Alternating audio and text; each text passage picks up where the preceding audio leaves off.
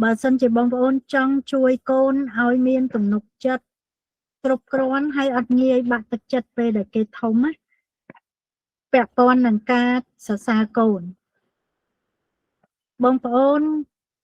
ភាគច្រើនយើងអត់ដឹងហ៎យើងគិតថាហ្នឹងវាជារបៀបលើកទឹកចិត្តកូនណាយើងទៅសើតែពេលណាកូនធ្វើអីបានល្អកូនធ្វើរៀនបកែជាប់លេខ1អីអញ្ចឹងយើងទៅសើយើងត្រេកអរគ្រប់គ្រងអញ្ចឹងណា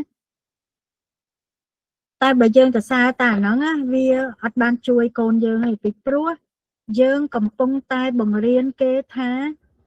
កូនឯងត្រូវតែជោគជ័យរហូតអត់អាចបរាជ័យបានទេអញ្ចឹងអាហ្នឹងវាជាចំណុចរាំងស្ទះការអភិវឌ្ឍកន្លែងទំនុកចិត្តលើខ្លួនឯងថាថ្ងៃក្រោយទៅពេលដែលគេធំសូម្បីតែគេនៅក្មេងរហូតដល់ធំហ្នឹងបើគេគិតថារឿងអីហ្នឹងធ្វើទៅអត់បានលទ្ធផលល្អគេអត់ហ៊ានធ្វើទេថាអត់ហ៊ានធ្វើហ្នឹងហើយដែលបាត់ទំនុកចិត្តណាតាមពិតដំណើរការអភិវឌ្ឍខ្លួនឯងវាត្រូវតែមានការឆ្លងកាត់បទពិសោធន៍បរាជ័យខ្លះដើម្បីគេអភិវឌ្ឍខ្លួនហើយក្នុងជីវិតហ្នឹងជារួចទេទោះបីជាយ៉ាងណាក៏ដោយយើងនឹងជួបឧបសគ្គនៅក្នុងជីវិតហើយអាការឆ្លងឧបសគ្គមួយហ្នឹងយើងត្រូវការគេមានទំនុកចិត្តលើខ្លួនឯងយើងត្រូវការគេរឹងមាំធន់នឹងបញ្ហាអញ្ចឹងបើសិនជាបងប្អូនសរសើរកូនតែលទ្ធផលល្អគឺយើងកំពុងតែបង្រៀនគេឲ្យផ្ដោតតែរឿងជោគជ័យអារឿងបរាជ័យអត់ហ៊ានសាកហ្មងហើយអញ្ចឹងគេនឹងទៅជំនួសអត់ហ៊ានសាកអីថ្មីហើយខ្លាចខុសគេជំនឿខ្លាចខុសហើយនៅក្នុងសង្គមខ្មែរយើងមានច្រើនណាដែលលោកគ្រូខ្ញុំគាត់ធ្វើការមួយមេក្រុមហ៊ុនធំណាមេបរទេសគេឆ្ងល់គេសួរថាអ្នកឯងធ្វើម៉េចជួយបុគ្គលិកខ្ញុំដែលជាមេដឹកនាំដែរនៅក្នុងស្ថាប័នហ្នឹងណាដែលខ្លាចជាមេគេហើយហ្នឹងនៅតែខ្លាចខុសទៀតដោយសាររឿងហ្នឹងដែរដោយសារតែបទពិសោធន៍យើងពីក្មេងទទួលការស្ដីបន្ទោសច្រើនទទួលការចាប់កំហុសច្រើនហើយយើងពុកម្ដាយសរសើរតែលទ្ធផលល្អតែអត់មើលអត់លើកទឹកចិត្តពេលដែលគេឆ្លងកាត់បទពិសោធន៍អត់ល្អយើងអត់បានជួយលើកទឹកចិត្តគេឡើងហ្នឹងអញ្ចឹងវិធីសាស្ត្រមួយដែលពង្រឹងភាពជឿជាក់លើខ្លួនឯងទំនុកចិត្តលើខ្លួនឯងភាពក្លាហានរបស់កូនបងប្អូនអាចព្យាយាមសង្កេតមើលពេលគេខំប្រឹងធ្វើអីហើយបងប្អូនសរសើរគេអាការខំប្រឹងហ្នឹងហើយអាហ្នឹងក៏ជាអីដែលចិត្តសាស្ត្រគេរកឃើញដែរថាចង់ឲ្យកូនយើងមានភាពក្លាហានមានទំនុកចិត្តលើខ្លួនឯងអត់ខ្លាចខុសអត់ងាយបាក់ទឹកចិត្តមានឯករាជ្យភាពហ៊ានសម្រេចចិត្តអីពិបាកហ្នឹងហ៊ានធ្វើអីថ្មីគឺបងប្អូនផ្ដោតលើការសរសើរលើការខំប្រឹងជាជាងសរសើរទៅលើលទ្ធផលណាចានេះជាវិធីសាស្ត្រមួយទៀតខាងផ្នែកចិត្តសាស្ត្រ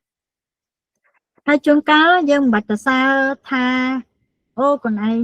ធ្វើអញ្ចឹងល្អមិនល្អអីយើងមិនបាច់ភ្ជាប់មករឿងល្អមិនល្អពីព្រោះអាល្អមិនល្អហ្នឹងវាអត់មានຂະຫນາດវាស់ពិតប្រាកដទេវាទៅតាមការយល់ឃើញរបស់មនុស្សម្នាក់ប៉ុន្តែបងប្អូនអាចត្រឹមតែនិយាយឧទាហរណ៍ថាអូម៉ាក់ឬក៏ប៉ាឃើញខ្លួនឯងខំប្រឹងរៀនខ្លាំងអញ្ចឹងពេលដែលគេខំប្រឹងអីហើយយើងឃើញអាហ្នឹងហើយយើងនិយាយទទួលស្គាល់អញ្ចឹងអាហ្នឹងក៏ជួយដែរជួយលើកទំនុកចិត្តគេហ្មងពីព្រោះមនុស្សយើងអត់ខ្លាចពិបាកទេបងប្អូនប៉ុន្តែអ្វីដែលយើងខ្លាចគឺ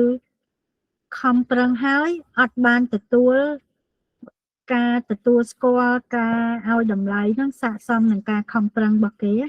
ញ្ចឹងបើដូចភ្ជាប់មួយបងមិញដែលលើកថាកូនអត់ធ្វើការងារទេកូន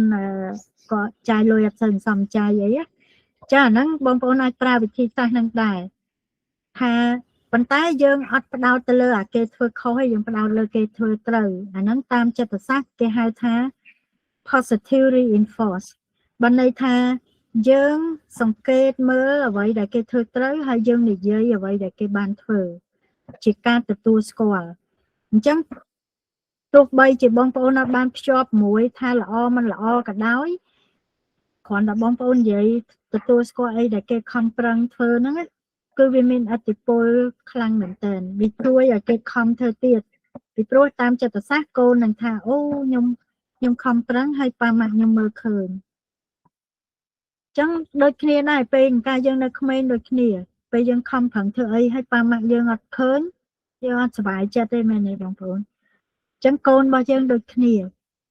តែផ្ទុយទៅវិញបើយើងខំប្រឹងហើយអ្នកគ្រូក៏ដោយពេលកូនសិស្សខំប្រឹងអីបើសិនជាអ្នកគ្រូមើលឃើញហើយអ្នកគ្រូនិយាយតែមិនបាច់វិនិច្ឆ័យគ្រាន់តែនិយាយទទួលស្គាល់ថាអ្វីដែលគេបានធ្វើហ្នឹង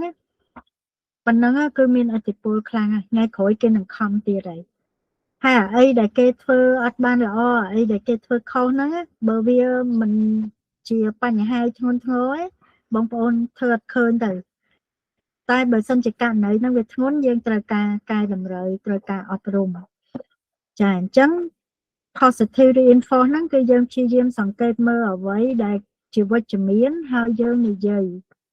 ឬក៏សរសើរឬក៏មិនបាច់សរសើរក៏បានដែរនិយាយហើយឧទាហរណ៍ថាអូថ្ងៃហ្នឹងកូនឯងបានជួយលាងចានម៉ាក់ហើយម៉ាក់សប្បាយចិត្តតែប៉ុណ្្នឹងបានហើយអញ្ចឹង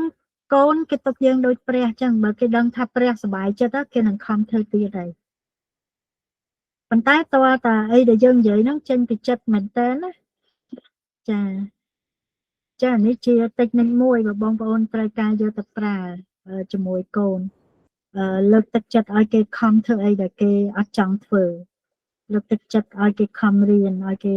ជួយការងារផ្ទះឲ្យគេជួយសន្សំចៃលុយអីហ្នឹងបងប្អូនអាចសង្កេតមើលកន្លែងណាដែលគេសន្សំចៃយើងនិយាយឡើងហ្នឹងទៅអញ្ចឹងវាត្រូវការបងប្អូនត្រូវការមានពេលហើយនឹងធម៌ពលដើម្បីសង្កេតអញ្ចឹងបើយើងខ្វះអាហ្នឹងយើងបាក់ដែរបាក់